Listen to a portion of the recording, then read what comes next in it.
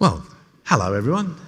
Welcome. What a fantastic venue, isn't it? It's an amazing place to come. So impressed with this. Anyway, for those of you who don't know me, I'm Andy Trotter. I'm the chair of Oxleas, and welcome everyone to our annual members meeting. Is this sound all right? It sounds, yeah, it's okay from up here. And it's just great to be back together after so many, well, it's a long time. Is it 2 years of not being face to face? And I just think it's absolutely brilliant to be back together and to see one another and see that exhibition out there and meet so many old friends that we haven't seen for a long time. So you're all very, very welcome, and thank you so much for coming. So this afternoon, this is today's agenda. And as you can see, what we're going to be doing, and we'll be presenting our annual report to you. You'll have an opportunity to ask questions. And so you can see I think we've got a good meeting lined up for us all now. And I am going to hand over at this stage to our Chief Executive, Dr. Ife Okocha. Ife. Thank you, Andy. Afternoon, everyone. And it's really a delight to see you all. And like Andy has said, it's lovely to see so many people who've made time today to be here with us. So I'm just going to spend a few minutes taking you through our last year, because do remember, what we do at these meetings is to go over the previous year and then talk about the current year. And I've got a film that was made for our website, which I want to premiere today with you. I hope you like it.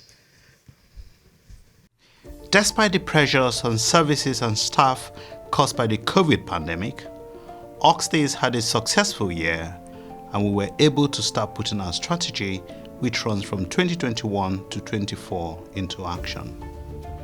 As we went into the new financial year, the immediate risk from COVID infection began to recede, but the residual effects, such as an increase in demand and the impact on staff morale and resilience, had taken their toll. Therefore, our strategic priorities of reducing delays in our services, delivering care close to people's homes, and making Oxleas a great place to work have been vital in helping us to recover from the pandemic. Partnership working has strengthened over the year, and we're an integral part of the health and social care system in South East London, working together to tackle inequalities and improve the health of local people. During the year, we changed how our services are organized to create new directorates based on delivering similar types of care. This has enabled us to develop more consistent approaches to quality, operational, and financial delivery. Our annual report describes the progress we have made in implementing our strategy. Priority 1 is achieving zero delays. Like many other organizations at Oxleas, the demand for our services can be greater than our capacity to deliver care. We are concerned about the effect on patients and families caused by delays in providing them the care they need and the pressures on staff created by high levels of demand. The aim of this priority is to reduce delays in the way we deliver services and ensure people do not wait too long to receive those services. Where appropriate, we will work with the wider health and care system to organize services better to meet local people's needs. It also involves setting up better IT systems to make sure we manage waiting lists efficiently and keep in touch with patients and families. We've been running pilots in our services and have managed to make the delivery of some services more efficient. However, the increasing demand for some of our services means that the impact of these changes hasn't been as great as we would have liked. Priority 2 is delivering great out-of-hospital care. We want our out-of-hospital care to be the very best it can be, by providing people with the services, tools and skills they need to manage their conditions in their own communities. We aim to improve quality of life and make the best use of resources.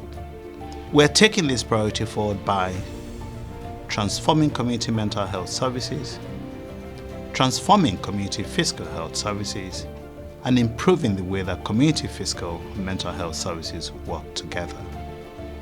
Our conference earlier this year shared the achievements that have been made across our services, including providing urgent physical health care for people in the community and reducing the need to go to hospital, setting up mental health practitioners within primary care networks, and supporting more children needing both physical or mental health care at home.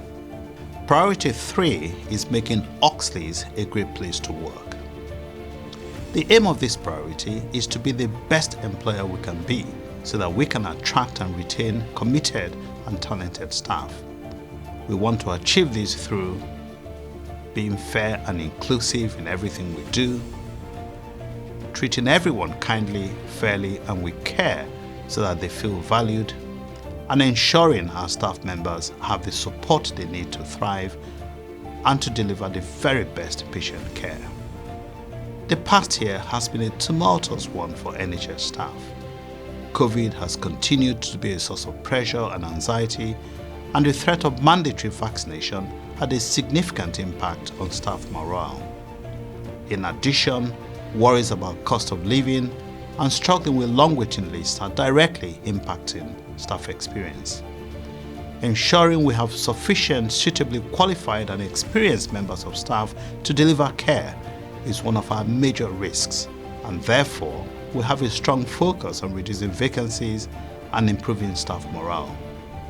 Over the year, we have expanded our staff wellbeing offer, delivered year 2 of our ambitious Building a Fairer Oxleas action plan, supported our staff networks and staff development, and increased our focus on workforce planning.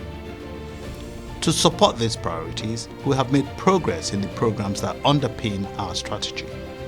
This includes implementing our quality management framework, strengthening and widening service user and carer involvement, reducing health inequalities, and deepening our safety and learning culture.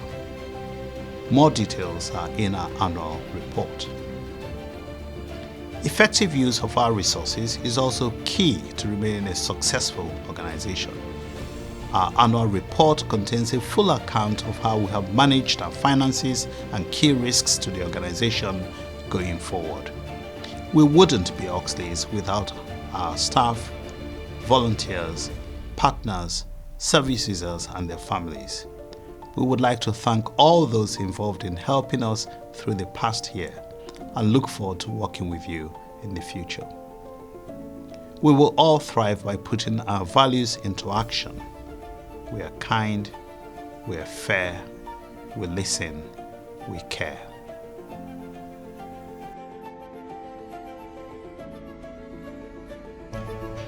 So I hope you enjoyed that.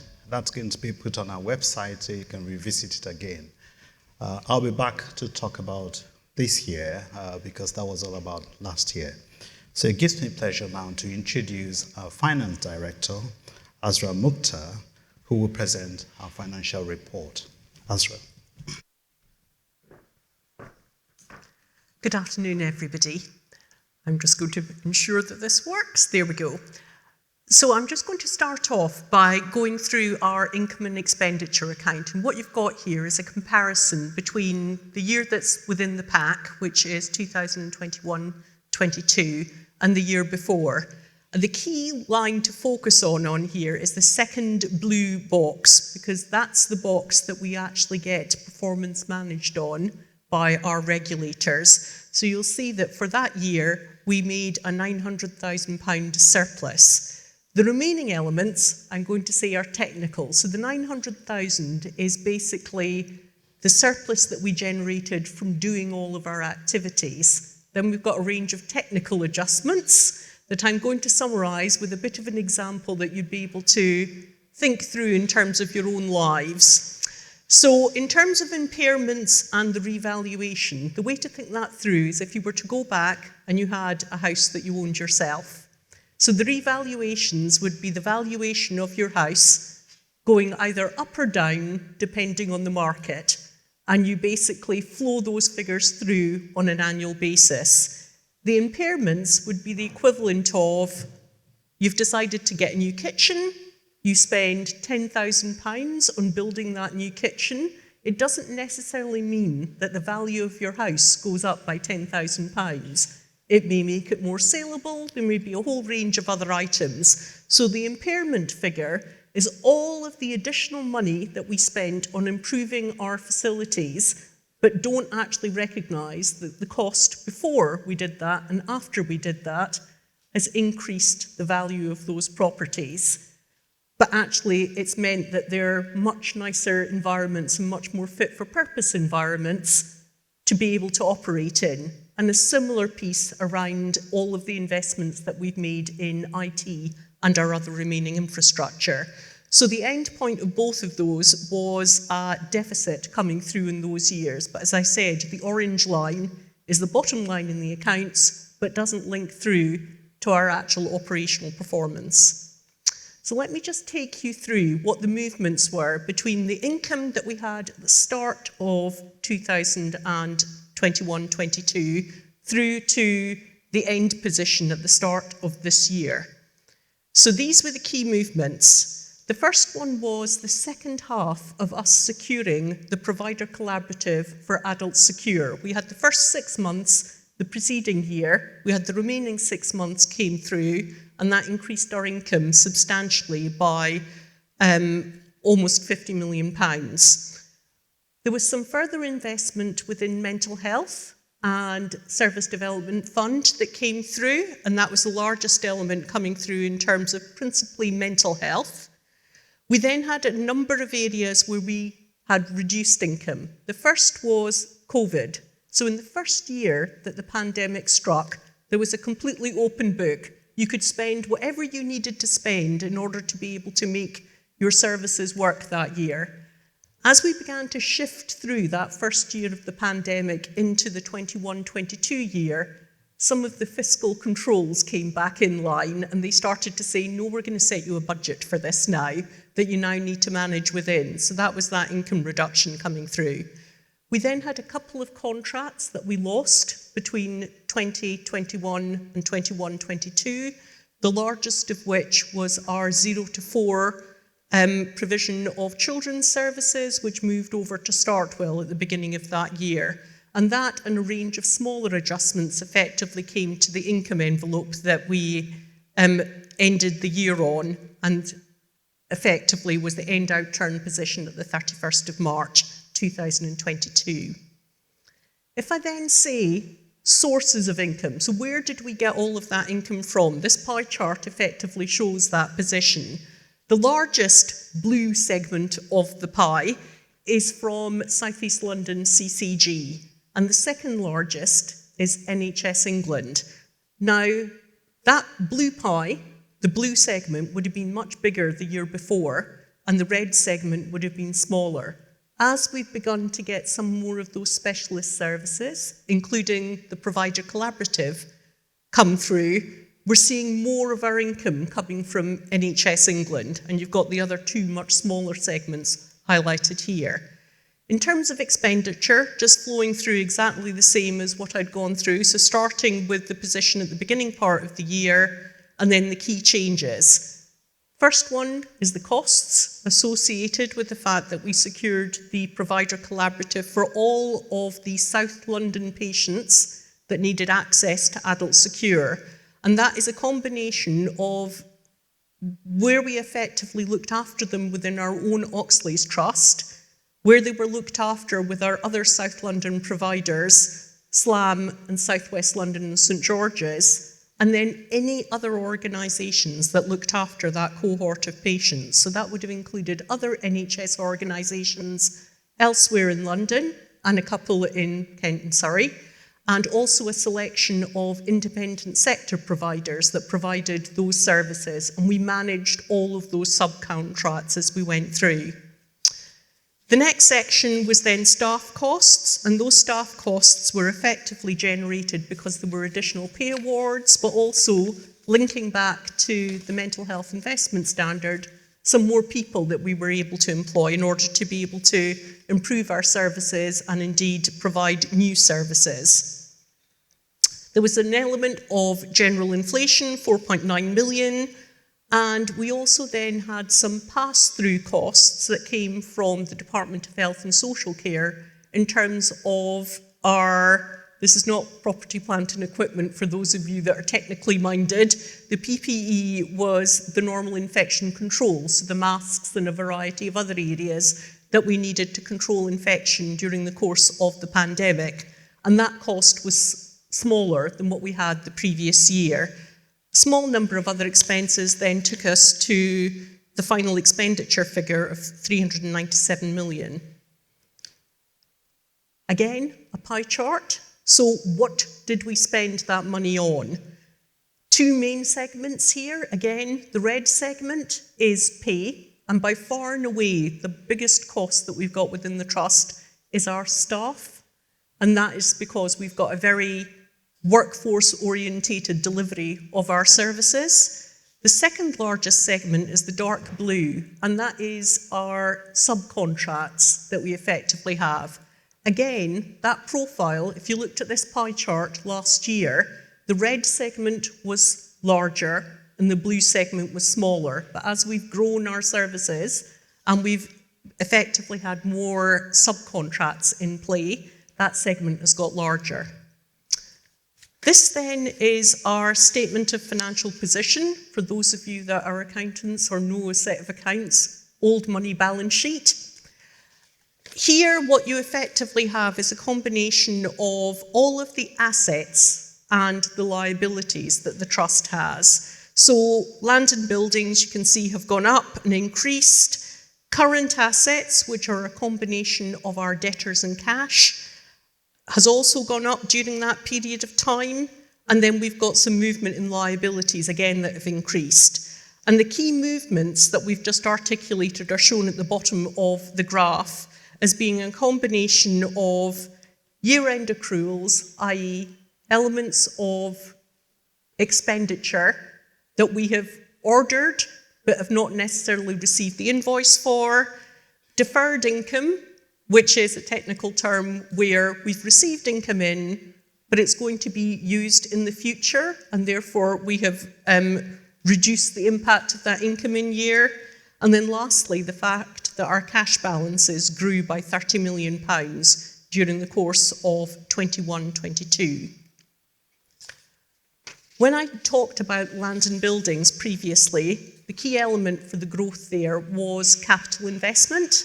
So what you've just got articulated on this slide are the key areas that we invested in. So we invested £17.3 million during the course of 21-22. By far and away, the largest element of that was at Queen Mary's Sidcup, and we effectively were finishing off quite a large investment in the theatres within that unit. We also invested in our IT infrastructure, which has been really key during the course of the pandemic to make sure that our members of staff had the correct IT in order to be able to deliver the services, and also our business performance and business intelligence. So that's all of the data and the reporting that we would effectively have to do during that period of time. An element on health and safety, and then a range of other estates projects, effectively to make sure that our infrastructure is safe and of the correct quality. Moving on to charitable funds, we started the year with 612. We had a range of areas that we increased our donations and our income, and a range that we spent through. I have to say, although this year we did actually manage to spend more on charitable activities than we did the previous year, not quite as much as we would have hoped. And I think that was linked to what Ife had said earlier on in regards to whereabouts we were with the pandemic. So we only really started to do in-person events, some of the training events, round about sort of late summer, I would suggest. So we'd expect this to improve in future years as we really have the opportunities to start spending those type of money on the various areas that we have effectively set those charitable funds up to deliver against. Finally, just coming through the current risks. Now, you've got the full list of these within the annual report and annual accounts. And these are from a financials perspective, but I always say there is nothing that we actually do as an organisation that does not have a financial perspective. So you will hear, I think, repeatedly throughout these presentations, the issues about recruitment, our ability to recruit and retain staff, meeting our savings plans, the fact that we're moving into a completely new way of organising our system. So in July, and Iffy will talk about this in more detail when he talks about future periods, the fact that we're moving into an official period where we are looking at South East London as a whole, and therefore we need to look at our finances in the round.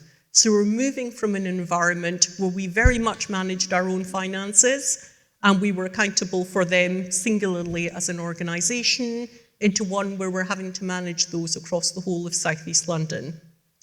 I'm going to leave it there and then hand on to Andy, who is going to take you through the changes to the Board of Directors and the Council of Governors that have taken place during that year.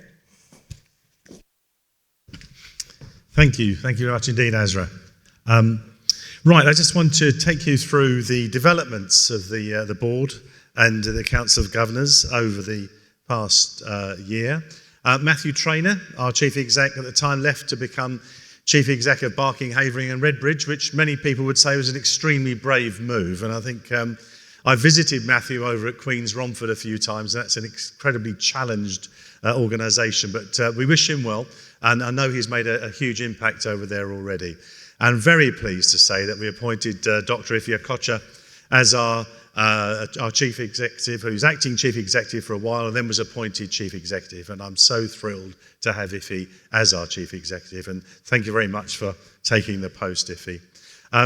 You can see, I won't read everything out to you, but we had Dr. Abby Fadipe and Tom Clark were our deputy medical directors. And then Abby became our medical director. And congratulations on that post. Steve James stood down. Steve was a fantastic NED for Oxleas.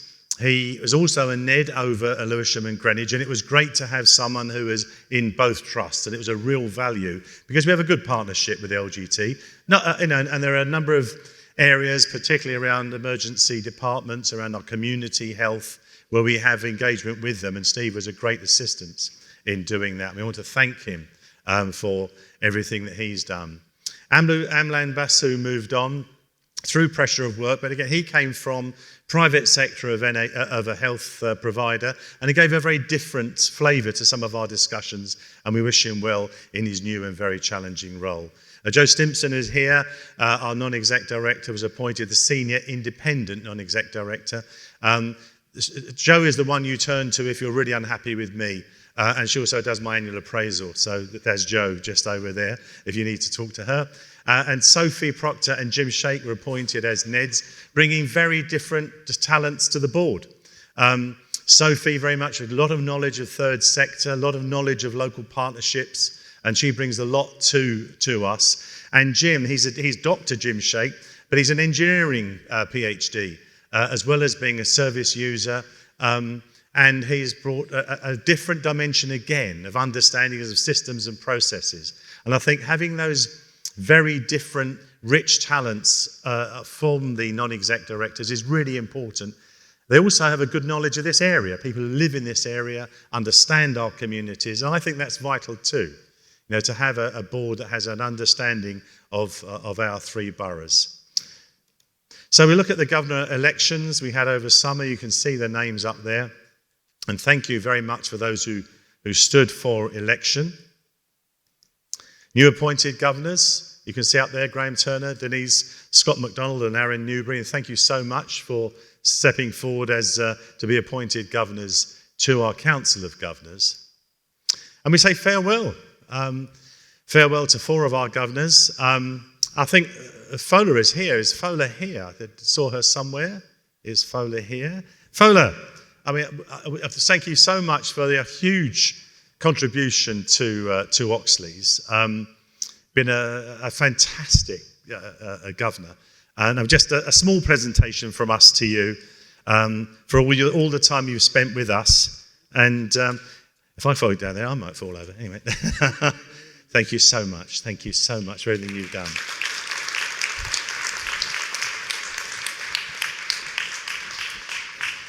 I mean, Fola has been brilliant. Lots of contributions and challenge in the years that she's been part of our Council of Governors, and thank you very much indeed for all of your support. Sally, are the other governors here at all? Jessica, Steve or Simon? No? Well, I'd very much like to thank them. Having a vibrant Council of Governors is so important. It is part of our constitution. It's not just there for show. I think anyone who listened into our last Council of Governors would appreciate the challenge, the support, but part of that role is challenge. It's holding me to account, it's holding other Neds to account in our structure, and we of course hold the exec to account. But it's not just about that rather bald phrase of holding to account. We're all in it together. That's how I see it. You represent the community, you represent service users, you represent staff, represent local authorities, and that's vital, I think, for making sure that we are continuing to deliver the services that we ought to deliver. And we've had some really good and very interesting challenge, which I welcome. And I thank everyone who's contributed to that. We say goodbye to Richard Dement, who was our lead governor until September the 21st, September 21. Richard has been a fantastic lead governor. Thank you so much for your contribution. Managing to steer that path between being a local authority councillor and being our lead governor, and I think did that with great skill as well. Great support to me, good source of counsel and guidance, and I'd like to thank you very much for everything you've done for Oxleas. And I think I do know. We have a presentation for you. I've no idea what we've got you, but we'd like to thank you very much.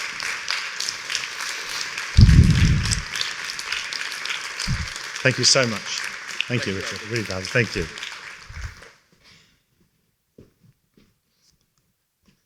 Yeah, Richard's been a fantastic colleague and very, very grateful for everything that he's done.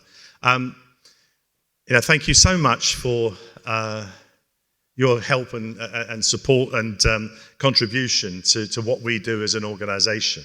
And I think it's absolutely vital that we have these sort of events well attended to make sure that you hold us to account for what we do. Now is a chance to, we're going to do a film, are we not, on this one? A short film, which is from our lead governor, Sue Sauter, who unfortunately can't be with us today, who shares the membership report. Are we going to run the film? Hello, my name is Sue Sauter, and this is my membership report as lead governor here at Oxleas. On behalf of the Council of Governors, I would like to update you on our membership. At the end of the financial year, we had around 11,000 members, including 4,467 public members and 1,223 service user carer members. Now that the restrictions caused by COVID have diminished, we'll be seeking to welcome more members to the Trust through greater community activity. Over the past year, we have been putting into action the membership strategy, which was agreed in September last year. Through this, we aim to recruit more members, engage with our members, and involve them in Trust activities. This work supports the Oxleas Trust strategy. In particular, we are part of the Involve network, which aims to increase service user, carer and community involvement in developing services and improving the care Oxleas provides. We have also linked into the new integrated care system in South East London during this year, taking part in strategy discussions and learning about the partnership developments. We look forward to getting more involved in system-wide engagement events in the coming year. Although our engagement activities were constrained during the year due to COVID, we have continued to share news through our Engage newsletter and have held virtual and some face-to-face events. This includes the very successful Great Out of Hospital Care Conference earlier this year. We look forward to more activities in the coming months as society gets back to normal. We hope to see you there. Well, thank you very much to Sue for that. Sue unfortunately couldn't be with us today. Thank you very much for that film. Now it's your chance to ask questions of the executive team. You've already met Abby and Azra. Can I ask colleagues to introduce themselves, please? Yeah, Neil Springham, Director of Therapies and Patient Experience and Involvement. And Andy introduced me previously, but I'm Abby Fatima, I'm the Medical Director. Hi everyone, I'm Rachel Clare Evans, Director of Strategy and People. Hi everyone, I'm Ian Diamond, I'm the Chief Operating Officer. So it's opportunity to ask questions. The joy of being chair is I've got all these experts around me that I can hand over to actually answer the questions. So yes, if you could give your name, please. I think the microphone's on its way over.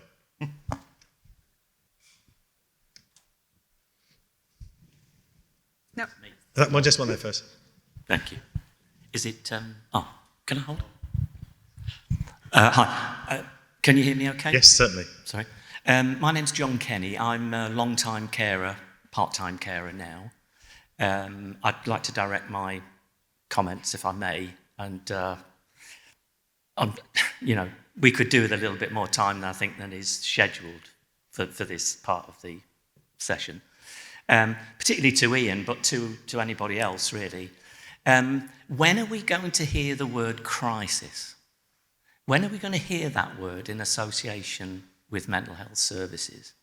I can speak for the Borough of Greenwich, but I know many, many people in the other boroughs, in the now ICS, formerly South East London CCG, formerly Greenwich CCG.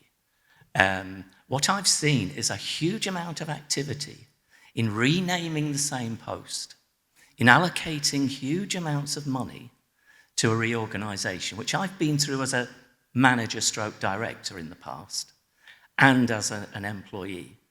The energy, the morale, the actual money that has been seeped out of this, what is already creaking situation. We have a locality across the road here which is unfit for purpose. We have a part-time retired consultant and a part-time fill-in consultant in a borough whose population has grown by 20,000. I know that because I helped build most of the houses that they now live in. We've seen this demographic issue coming for years. I spoke to you, Ian, over 8 or 10 years ago, the first time I ever met you. Okay, we must use the term crisis in not just around individuals, poor individuals, who are not receiving the adequate amounts of community care, but are being reprocessed through an acute system which has fallen over. They're now ending up in Queen Mary's or in Newham or elsewhere.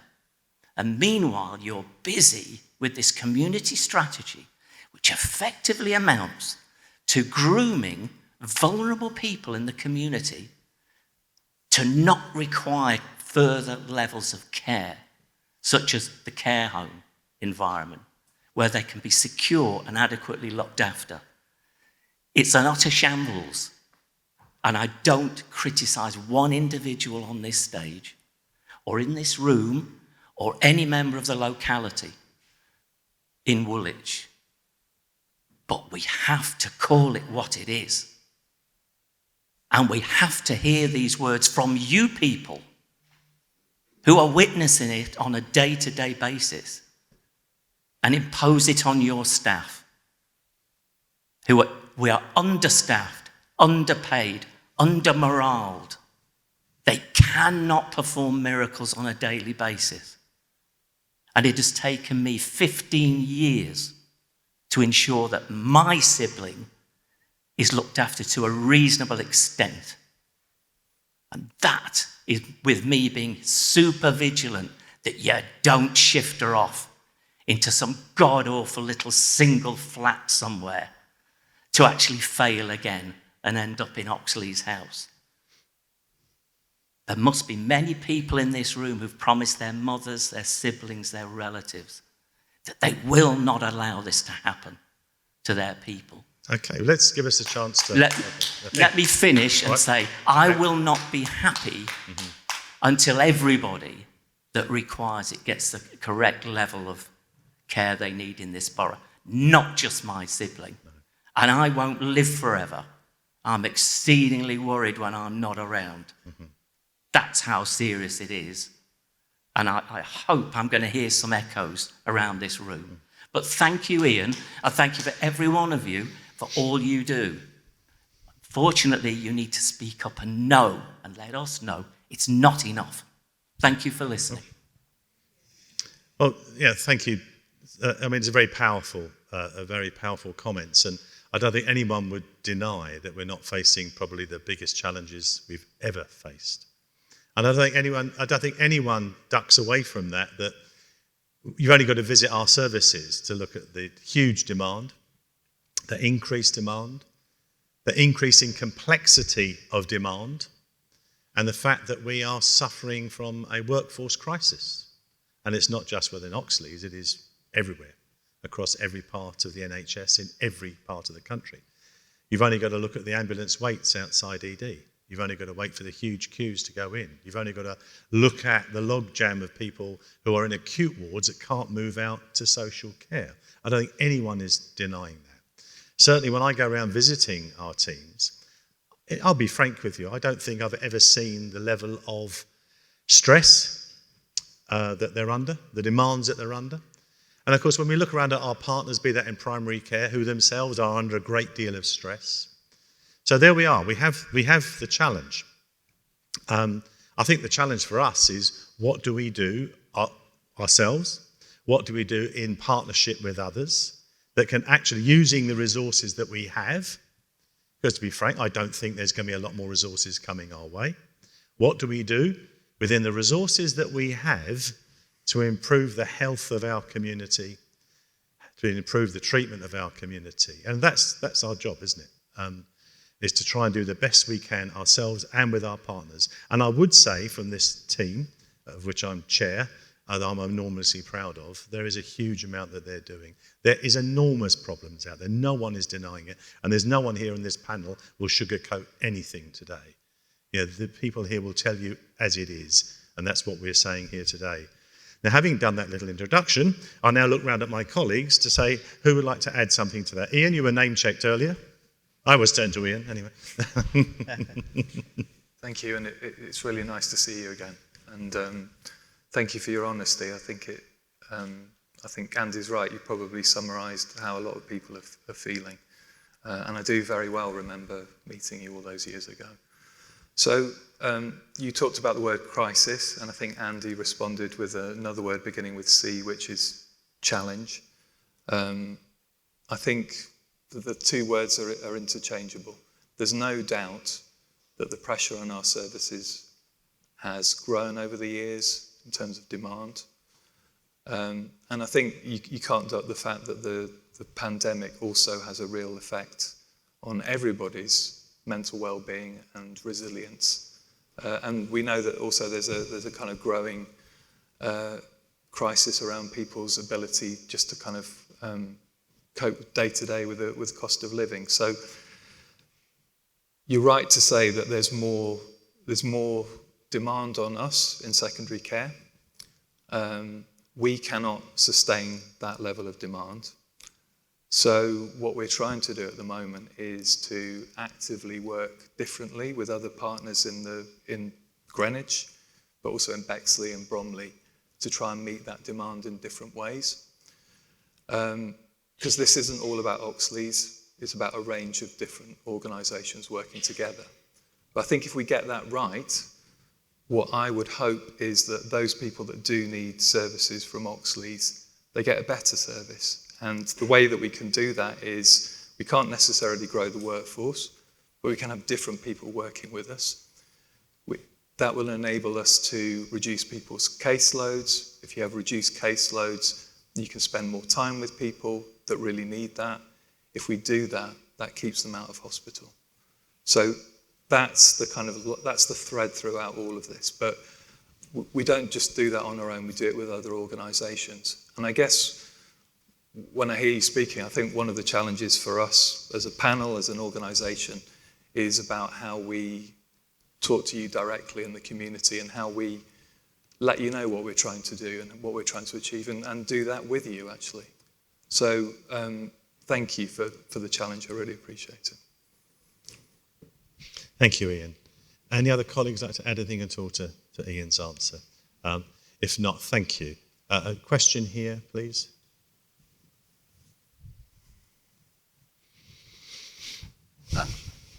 I'm not sure which way to turn here.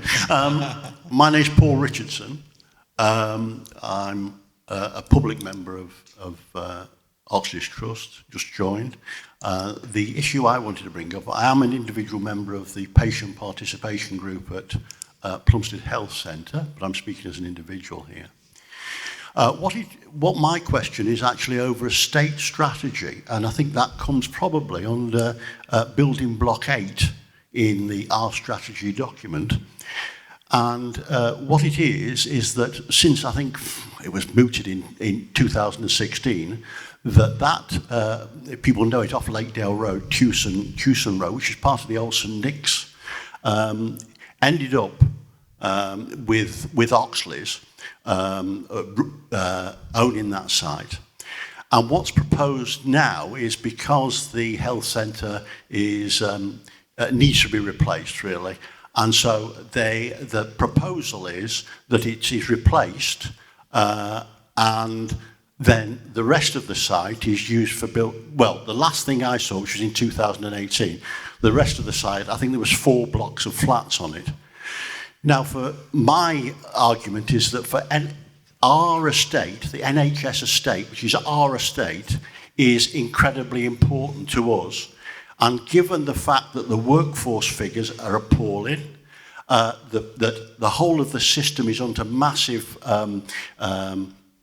stress, that it would be helpful if actually there was a bit more openness about what is actually proposed with NHS estate and Oxleas estate. And so therefore what could happen is proper consultation and a proper campaign. I would like to see a health campus. I would like to see something developed there, which is money. That's something which obviously the trust and so forth say, well, you know, and the ICS and so forth will say, well, that's, you know, very difficult. But we are people who can be involved with the community, and is going to be a sort of semi-political campaign in terms of actually saying, this, you want this site, the whole site, to be used for health purposes. All the stuff that's been sold off in the past, I know Oxleas have done some developments in the past, shouldn't happen again. We need this to be a health hub. We need it to be really important in terms of using our site. You can only sell it once, really important, and for the whole community to be involved in that and fight for something. Now, what it's going to be, I'm not a health person or a medical person. That'll come from people in the integrated system who'll say, we would love this, have some vision. You know, I would like to see this happen on this site. Let's use it. Let's do something with it. But at the moment, it's fairly opaque as to what's exactly. I keep in touch with the people at the ICS and so on. It's fairly opaque, and so therefore I'm very concerned that the first time I'll hear what's exactly happening, it'll end up in the planning board, and there it'll be. So it needs to be thrown open for a debate on that, because it will need money, it will need invention, and so on. And it's important that the whole community and people like ourselves are involved in that discussion, rather than just flogging off our estate. I'll leave it there, I think. Oh, thank you, Paul. Thank you. Point well made. I was just saying point well made. Sorry? Point well made. Yeah, absolutely, absolutely. Can anyone assist? Ian, please.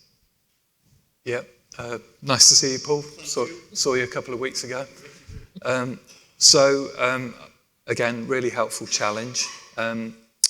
Following our last conversation, I have had discussions with colleagues, and in fact our Director of Estates and Facilities is here today, so perhaps I could introduce you to her. But my sense from speaking to her is, as you've said, those conversations were put on pause back in 2018. I know you described the process as opaque, but I don't think anything has happened since then. Just to kind of, okay, I mean, just to let everybody in the audience know, we continue to deliver health services on the site. There's a GP practice. Oxleas has a number of services that operate from there. And as I said to you a couple of weeks ago, Paul, there is a plan to develop our new mental health hub on site. So in the short term, the site is secured for healthcare. Like you, I think it would be really helpful as a Greenwich system if we had a conversation about whether we could be more ambitious and do something else on the site. I absolutely agree that the state of the estate needs a bit of attention. So perhaps there is an opportunity in the future. But very happy to talk to you further and introduce you to Rachel as well. Thank you, Ian. There's a question, this gentleman here, and then we'll come to you, sir, after that. So we've got one here, please.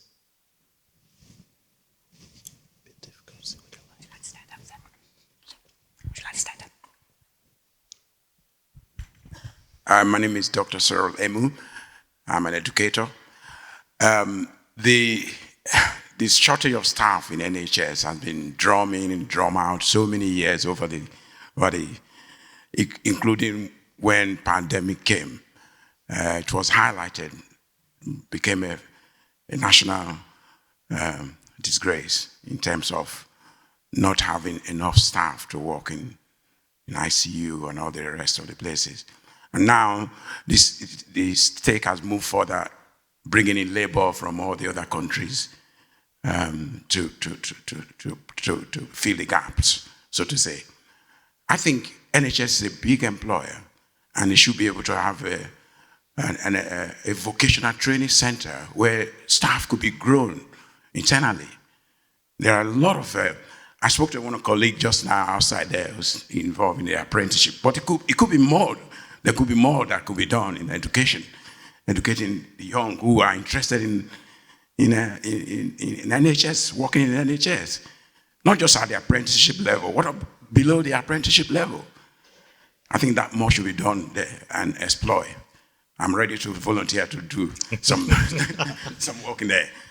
Well, thank you very much for your offer. I think you're absolutely right. You know, I mean, this has gone on for a long time, but the problem at the moment is probably worse than ever. I'm always puzzled, if I'm honest, when I look at the requirements they put up to restrict the number of people training as doctors. You know, the most extraordinary hoops people have to go through. And then we go and try and recruit from other countries who also need their staff. You know, it is a real issue, but we have done quite a bit. Rachel, please. Yeah, I mean, you're absolutely right. The staffing crisis at the moment is a real challenge for us as an organisation in terms of the quality of care that we want to provide, but also the experience of staff day in, day out. It's much harder to give the sort of quality of care we want to if we haven't got the right number of staff working somewhere. And the point you make, you know, what we don't want to be doing is going out and fishing in the same pond that everybody else is, because all that does is move the problem around. What we really want to be doing is attracting new people to the NHS. And we've done some really good things there. So I think you spoke to Nigel outside. He's done a brilliant job with our apprenticeships. We've had more than 130 apprenticeships. That's a really big number for the size of trusts. And just to be clear, they are at all levels. So they are from school leavers to graduates. There are so many different new apprenticeships. I think there are even starting ones for doctors. So there are lots and lots of apprenticeship opportunities, and we want to create those pipelines within the organisation. Also, Lorraine is here and others who launched a really successful graduate programme. We've got a lot of kids coming through university, aren't sure what to do, really keen to work for the NHS, and we want to try and create some really good places. And we had brilliant interest in that scheme. They only started in the last few weeks, and they bring a real energy to the organisation. So we are really up for the ideas that you bring. We really want to start talking to new people. I should also mention we had a big school experience that people were able to do remotely. Hundreds and hundreds of people interested in clinical roles, non-clinical roles from our local communities who want to come and work in the NHS. So you're absolutely right. We need to really reach out to people. People understand with the pandemic how important our National Health Service is, and people want to come and help. And so we need to create every opportunity for them to come and join us.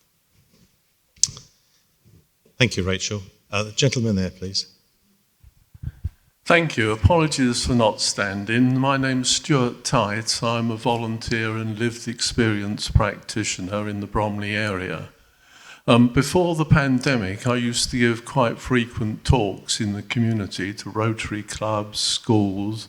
I also talked to multidisciplinary teams, psychologists and carers, particularly carers, on the subjects of hearing voices and phases of mental health recovery.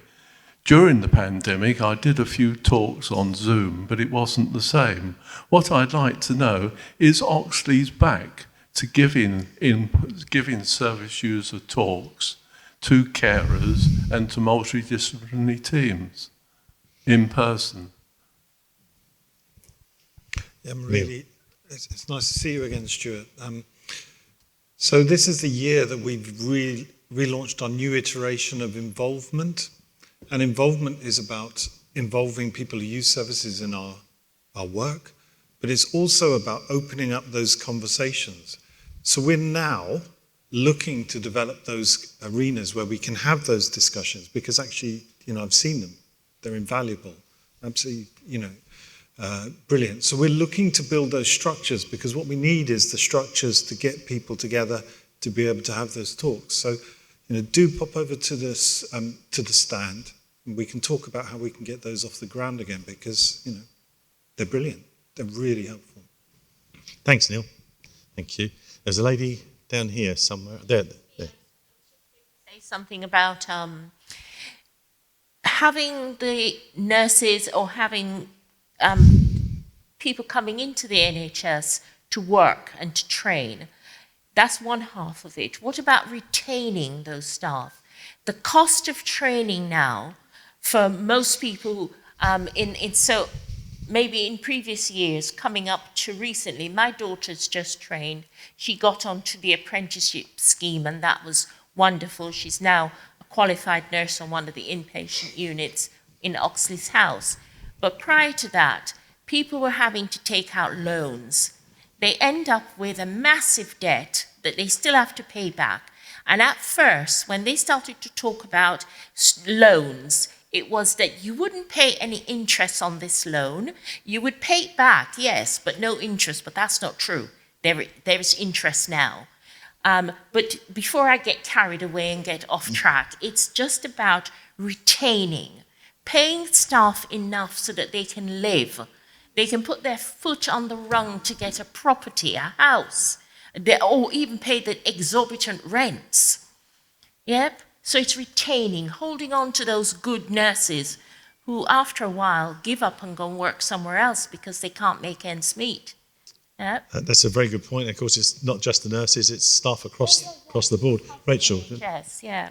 Yeah, our number one priority has to be retaining the brilliant staff that we have already got. And that is a huge challenge because people have gone through a really difficult few years and they now face the cost of living crisis, sort of crisis that we've never had to deal with before. So you're absolutely right.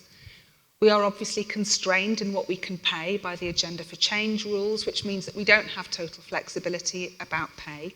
And we also struggle because we are adjacent to other NHS organisations who are allowed to pay a higher cost of living allowance, for those who know what that means. But it means that people quite close to us can get paid quite a few £1,000s more, and that's going to really matter, actually, as we go into over the next few months.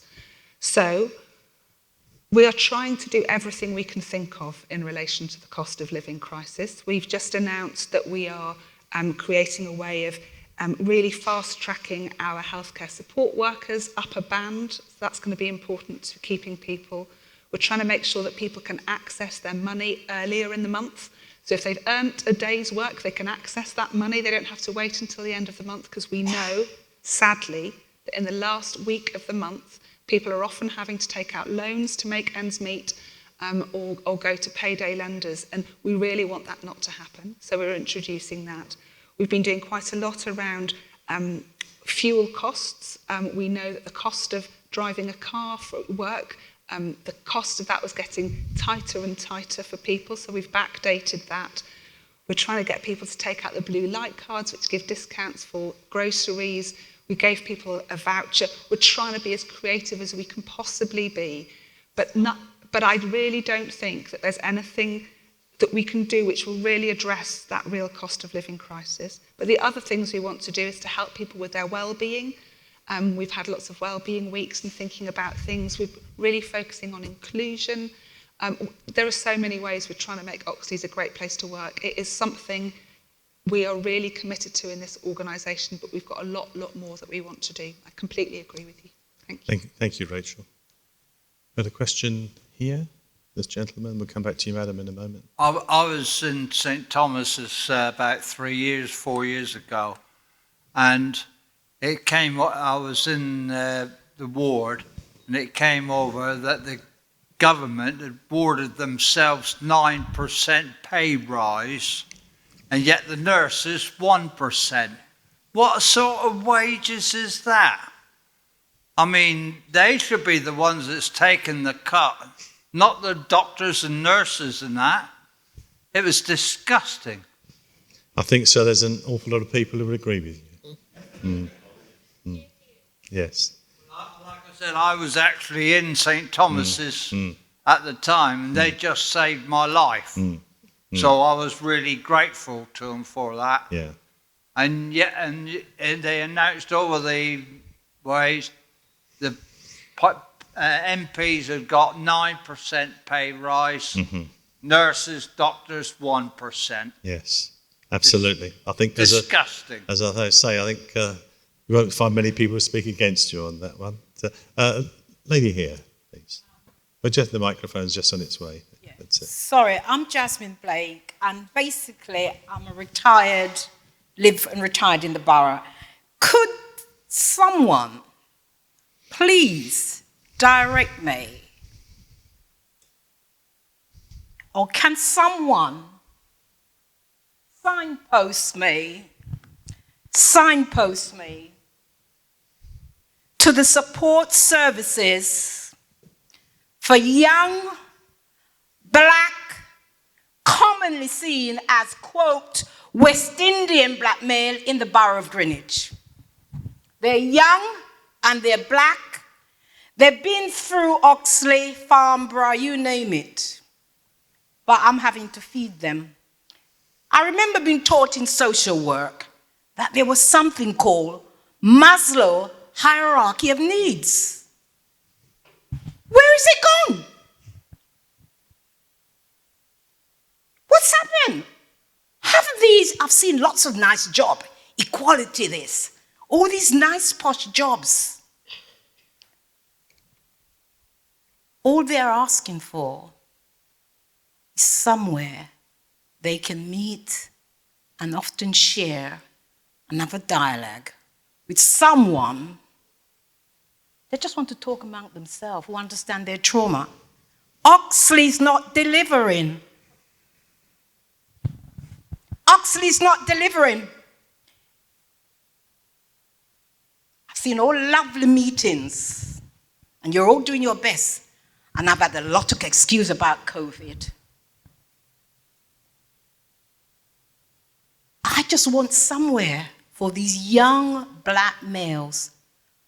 Quite a few of them have dropped out at universities, and they've been pushed from pillar to post. And I watch you all sitting there, very comfortable. And when I walk through Woolwich at night, they're seen as black dropouts. Signpost me. Tell me where I can take them today. That's all I'm asking for. Thanks very much, and very, very powerfully put. I was just wondering, with our partnerships with the Royal Borough, whether there's anything we can add as far as that's concerned, the work that we're doing with our partners, not only around things like the crisis cafes and things like that, but I think our Royal Borough representative, I can't see him here at the moment, but I think it's a very, very powerful point. Everyone is thinking, and they're thinking, I wonder who we can refer you to. And then it's a vicious cycle. The police pick them up again. Yeah. I think. And they're hanging about, and you're doing exactly where I've been pointing Well, to. I'm trying to find the right person to answer you. I'm trying to find the right person to answer your point, madam. Yes, because I can't answer that for you. Because we work in partnership. We work in partnership with our borough colleagues. We do work in partnership with the police, and we do an awful lot. But we've got to work on that. So, Ian, any 40 years I've been told that. Yeah. I worked in this borough as a social worker. yeah, 40 years. I went to what was called Suicidal Day, yeah. a couple months ago, weeks ago. I've worked in this borough. As a social 40 worker, years. yeah, And no yeah. one can signpost No. me. Well, let's see if where they can find let's see if we've got any answers that we might have. Thank you. Well, okay, that's what we'll do. Can you assist at all, Ian? I can't give you an answer, but I can understand exactly what you're saying. And I think mental health systems over the years have let down young black men. And you only have to look at the differential rates of detention under the Mental Health Act. That's a kind of fairly sharp statistic. So I think things like, I know you mentioned COVID, and COVID can't be used as an excuse, but I think what it has done is probably exposed some of those inequalities and some of that unmet need that perhaps the likes of me and others hadn't necessarily considered. So I think we're at the beginning of something in Oxleas. We have got a strategy in place to try and do more, and to see if we can make a difference for different communities, not just within Greenwich, but Bromley, Bexley, elsewhere. So this is something that we are thinking about, and we want to be doing something about. And you're right to challenge us, and I would invite you to come back and see whether we do something over the next year or two. I've been in this borough since 1965. Come back where to? Here next year? When the policemen have picked up 5 or 10? I'm wondering, does Maslow's hierarchy of need exist? Sure. These are dropouts from university. These are very bright boys. But they don't feel comfortable talking to people in Oxley. I meet in the works with them on a Sunday afternoon, trying to console them. Okay, so I suppose the answer then is, do we need to do something different? Or as Andy has said, do we need to kind of talk to other bits of the community to talk to them if they don't want to talk to us? I don't know. I'm saying I would like to be signposted because I'm gathering there's somewhere they can go. Okay. Perhaps you pick that one. Ian, perhaps pick it up afterwards? Yeah, I think it's a conversation, isn't it, rather than a All right, thanks very much. question. Did I see a hand up over the back? Over there, lady over there, please. Sorry, I couldn't see you behind the post. Yeah. I feel like I can have a little bit of a link with that lady just there. Part of the issues that I've been coming across, I started a support group in Bexley just over 8 years ago, and I support families. Initially it was with youngsters, but now it's actually adults with ADHD. I've actually got a complaint just going through at the moment regarding there's no website for ADHD, web page for ADHD on the Oxleas website. There's one for ASD, but there's not one for ADHD. I think there used to be one, but for some reason it's not there. It's been over a year since I reported it and it's still not in place.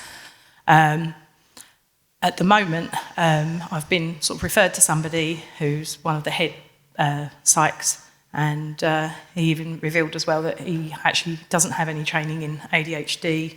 The thing that I've come across in the work that I've done is that, and I do this, I don't get paid for it. I'm a mum on benefits, so I don't get paid anything, I just help because I know what it's like to struggle. But we have a lot of children that are going through school. They're taking 5-6 years to get a diagnosis. They're getting their diagnosis as they leave school. How is that going to help them in their education? The lady just there, chances are a lot of those young males may have SEND, so that'll be special educational needs and disabilities, which I'm sure you all know. If they have got anything like autism, ADHD, dyslexia, dyspraxia, dysgraphia, dyscalculia, if they've got anything like that, it's going to halt their education. A lot of youngsters are diagnosed in university. Heaven knows how they manage to hold it all together to get through to university. But as the education gets harder and they are expected to perform the same as their peers, they start falling apart. You now have mental health difficulties because they're trying to keep up all the time. And the mental health difficulties that they go to places like Mind, Time to Talk, there's plenty of other ones. None of them are trained in ADHD. How can they support you and help you if they don't have that basic training of neurodiversity? I did notice on your boards out there that you support your staff with neurodiverse conditions, but what about the youngsters coming through and the adults like myself diagnosed at 44, which also coincides with menopause, so that's one of the key areas why we're getting diagnosed so late. At the moment, it's a 3-year wait, I think, for autism in adults to be diagnosed, and I think it's probably around the same for ADHD, but I can't check the web page because there isn't one. So I'm noticing that a lot of these places that are supporting mental health, even when they're taken into hospital because they are self-harming, they've got eating disorders, many of these things, they are linked to undiagnosed or diagnosed autism and ADHD. And the mental health teams in the hospitals, I keep thinking of Mind, but in these places, they're not trained in that. And it should be part of their training, and our teachers aren't trained in it. They get 1 day's training, and then they're going to support all these children. And the schools are also the gatekeepers to refer the children, which then doesn't happen because they don't know what they're looking at. So you end up with children that, at the moment we've got 2 million children out of education. The majority of those will be SEND children, failed children that can't attend school because they're affected in some way or another and their needs are not met. It's up to parents to apply for education healthcare plans themselves. And with ADHD, ASD and dyslexia, for example, these are genetic conditions.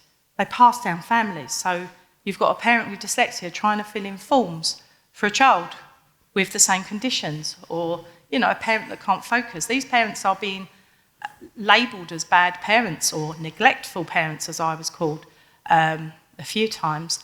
And I'm the only one that's getting the diagnoses in place for all 3 of my children. It is highly genetic. Okay. It runs in families, and these are being failed. But what services are you going to be providing for those with, for instance, ADHD? Because we have one, and they've not responded to, me asking to provide a web page a year ago. 3 years to get a diagnosis. That's ridiculous. Oh, thank you. Very, very powerfully put. Abby, can you ask that? Yes, I agree with you that there is a long waiting list, and it seems to be getting longer because now people are able to identify features that they've seen in their children, in themselves. We've just appointed our lead ADHD consultant who will be looking at all our services across board and developing things like the website. But we want to do it in partnership because people want different things. So it's about neurodevelopmental disorders in general, not just about ADHD and ASD. And we recognise that even if people have mental illnesses in addition to those, they present in a different way. So we have started to do some training with our community and inpatient staff to recognise the problems and recognise how they can work with people that have those disorders. In terms of our ADHD and ASD pathways, we are looking at ways in which we can make the assessment shorter, which means we can see people sooner, and part of that will mean that they may have to do some of their assessments virtually before we see them face to face. And this is across all age groups, not just for young children, because we're seeing more adults as well as young children. So it's a work in progress. It is hampered by the fact that we're at a point where we're struggling to find staff, and this is specialist staff who were trained in identifying neurodevelopmental disorders. But I can assure you, we are working on it. We will respond to any challenges that people give us around it and try to improve our services based on that. And I'll try and catch up with you before the end of the evening. Borderline personality disorder, emotional, unstable personality disorder, is that right? And they don't have it. They don't have those conditions. But because they're only going to the mental health teams who can only diagnose up to that, they're not referring them on because there's no one to refer them to because there isn't enough people to diagnose. So they're spending, one lady in particular, she was 11 and she was given all sorts of mind-bending drugs, really, and antidepressants. She's just got diagnosed from coming through me. I put her in touch with Psychiatry UK, who are a NHS provider now, thank God. They're diagnosing thousands and thousands of people all over the country, and they take less than 6 months. They have a whole team of psychs that they are employing and making sure that they are fully trained. And these people are doing an amazing job, and obviously they're getting paid, but they're charging it to the NHS. 6 months for a diagnosis, that's amazing. It's a subject very dear to my heart. So I'm a dyslexic as well, and it profoundly affected my schooling.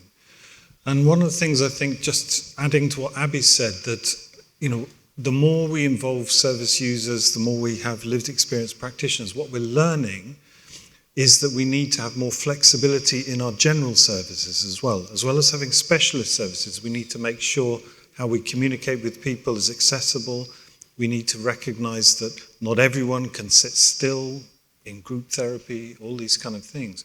So actually there's another sort of way of using the general services that we need to flex. And actually I think sort of involving and people's lived experience is going to be really crucial to that, because it isn't just about the specialist services, it's about using any service, because it profoundly affects these things. Thank you, Neil. Well, thank you so much for those questions. I think that was really, really good session. There were tough questions there, and I'm very grateful for those who asked them. And I think it gave us a lot of food for thought, I think, so, which is exactly what the AMM ought to do. So thank you, colleagues, for assisting us with that. And I'm going to hand over to Ife for your plans for the coming months. Thank you, Andy. And like Andy said, thank you so much for the questions. And in fact, as I listened to the questions and responses from my colleagues, I thought, well, the next few slides I'm going to share really captures the issues that you've all raised this afternoon. So what we've done till now is look back in terms of how we've performed. And I just want to spend a few minutes just sharing with you, to my mind, it's going to be a summary of what you've said, actually, what the challenges are for this year until March of next year. We are in the second year of our strategy, and we want to build on our strategy. On your tables, you'll find the details of our strategy, the 3 main priorities that I talked about earlier in the film, but also the building blocks. Our success in doing so will, no doubt to my mind, address some of the things that you've talked about already. What are the challenges? I think everything on this slide will resonate with you based on what you've heard. Demand is rising, and it's rising right across all the age groups, right across all the areas that we provide services. And cases are more complex. If you take the last question we heard about the complexity of people's conditions, to the extent that in physical health, you have people with multiple conditions. That does make it slightly more challenging for us. By that I mean not just ourselves, but the whole of the NHS to manage. We're still suffering the impact of the pandemic. And of course, everybody knows about the cost of living crisis. Rachel had talked about the impact on our staff. Vacancies is a big issue.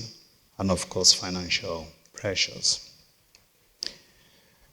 So there's no doubt from some of the surveys that have been done by NHS providers, of which pretty much all NHS organizations are members, that we're seeing a rising proportion of people with mental health difficulties as a result of stress, debt, poverty, and I fear that as the winter comes in with the living cost challenges we have, that we're probably going to see more. And so we need to be thinking about how do we support people out in the communities, working with our partners, and also how do we help those who have considerably entrenched conditions and therefore need the expert help that we can provide. There has been talk this evening, of course, about it cannot be just down to us as an NHS provider. You've heard some conversation about the integrated care system of which we are part, and we need to work with our partners, other providers, like mental health trust, the local authority, and I would argue that this is a good time for us to help more lived experience practitioners join us in this, and also the voluntary and care sector, who, after all, do quite a lot within communities to help to address some of the challenges that we face as a community.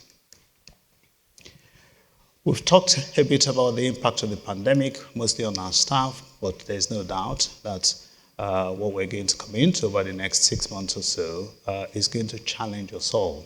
I think Rachel has talked about some of the ways that we're trying to support our staff, and I take the point that was made earlier about retaining staff. It's not just about getting new staff, but we're doing everything we can. Lots of efforts have been made to ensure that people within the organization feel valued, feel that they're able to contribute, and that they have the opportunities also to develop.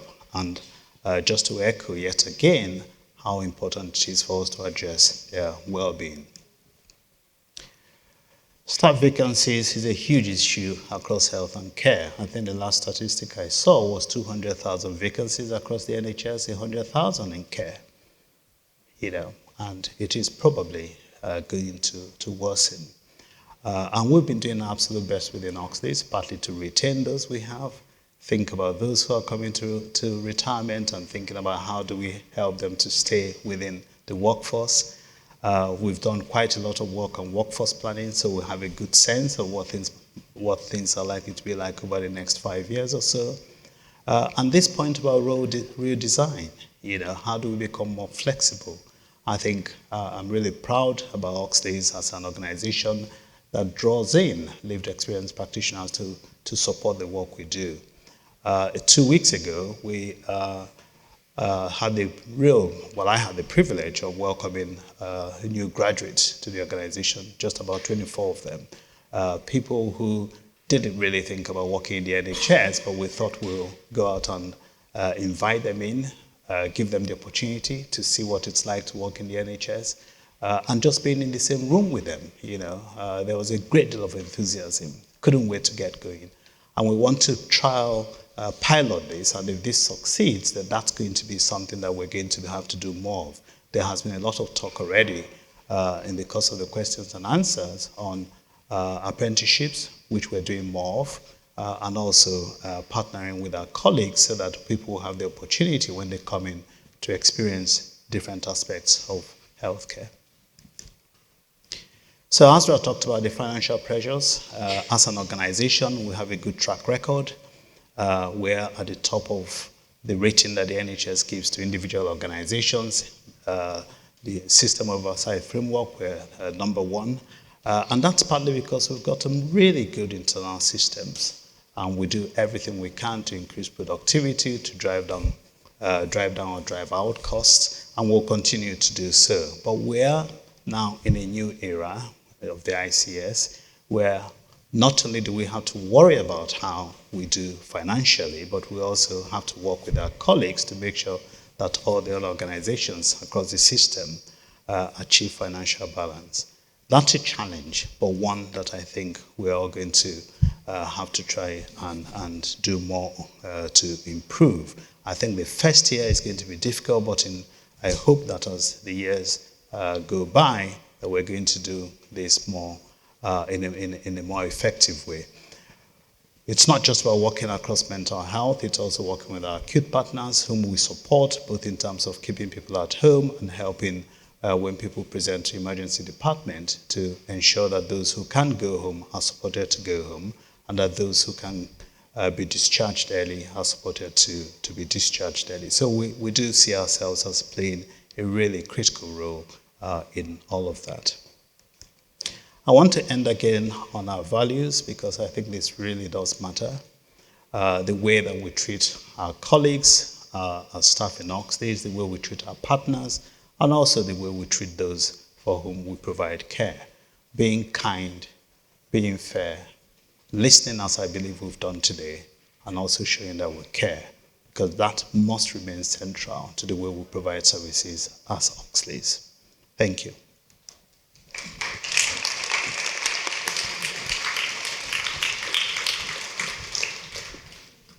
Well, thank you so much, Ife. That brings us to the end of this year's annual members meeting. Thank you all for joining us. I hope you've enjoyed the afternoon and you found the exhibition interesting. Please feel free to have another look at the exhibition on your way up. But one last thank you to you all for coming along and making this, I think, a really good and very vibrant meeting. So thank you very much indeed. And no doubt we'll see you again through the year, but hopefully again next year. Thank you.